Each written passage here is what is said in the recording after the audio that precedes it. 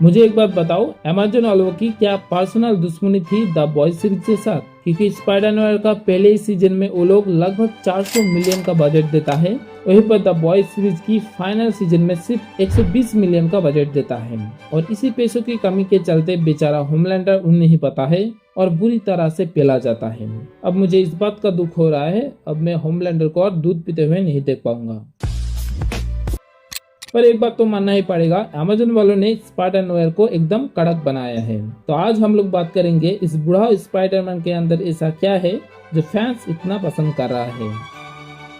He is not a Peter Parker. अगर तुम spider Noire का कॉमिक देखोगे तो वहाँ पर उसका नाम है पीटर पार्कर, पर लाइव एक्शन में उसका नाम बदलकर बेन रेली रखा गया है। इसके पीछे दो रीजन है, एक तो ये एमसीयू से बाहर आता है और दूसरा ये डिज्नी का एक पॉलिसी है, पीटर पार्कर कभी भी नशा नहीं कर सकता है क्योंकि पीटर पार्कर एक टीनेजर है।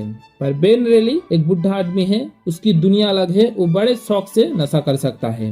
और यही पर स्पाइडर नोयर बाकी स्पाइडरमैन से अलग हो जाता है। देखो एमसीयू में स्पाइडरमैन का बहुत सारे वेरिएंट है, सभी में 19-20 का ही फर्क है, पर स्पाइडर नोयर और बाकी स्पाइडरमैन के बीच 19 लाख का फर्क है। स्पाइडर नोयर का पर्सनालिटी डिफरेंट है, उसका वर्ल्ड डिफरेंट है, उसका सूट डिफरेंट है और एकदम ही अलग स्टोरी टेलिंग को फॉलो करता है। फैंस को यही मैच्योर वर्जन काफी फ्रेश लगता है। पर स्पाइडर नोयर का डार्क एस्थेटिक वाइब और भी डिफरेंट बनाता है बाकी स्पाइडरमैन से। नॉर्मल स्पाइडरमैन के बारे में सोचो, bright suit, colourful New York, jokes और फ्रेंडली नेबरहुड वाइब, जो लोगों के बारे में बहुत केयर करता है, इतना कि वो अपने विलेन को भी माफ कर देता है। दूसरी तरफ spider noir black coat, feather hat, rain और ओल्ड स्ट्रीट वाइब, और ऊपर से वो एक डिटेक्टिव है। देखकर ही लगता है ये स्पाइडरमैन का कोई सीरीज नहीं है, एक क्राइम थ्रिलर सीरीज है। स्पाइडर नोयर खुद एक डार्क पर्सनालिटी को कैरी करता है, वो लोगों के बारे में उतना केयर नहीं करता है जितना बाकी स्पाइडरमैन करता है। उसका मानना है नो पावर मतलब नो रिस्पॉन्सिबिलिटी, और इसी सोच के साथ वो 5 साल तक स्पाइडर बनना छोड़ देता है और बनते हैं भाड़े के एक इन्वेस्टिगेटर मतलब डिटेक्टिव, जो कि घंटों के हिसाब से पैसा लेता है। और फैंस स्पाइडर नोयर का इस साइड को भी बहुत ही ज्यादा पसंद करता है। ज्यादातर स्पाइडरमैन साइंस का इस्तेमाल करके अपने आप को अपग्रेड करता है ताकि वो विलेन से जीत सके, पर स्पाइडर नोयर अलग है। वो विलेन से फाइट करने से पहले उसके बारे में इन्वेस्टिगेट करता है, क्योंकि स्पाइडर नोयर का दुनिया अलग है, 1930 की ग्रेट डिप्रेशन से गुजर रहा है।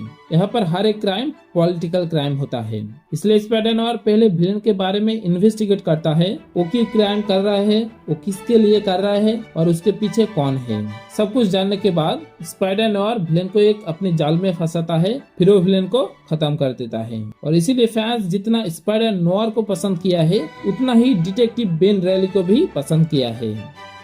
पर इस सीरीज का नाम स्पाइडरमैन ना होकर स्पाइडर नोयर क्यों है?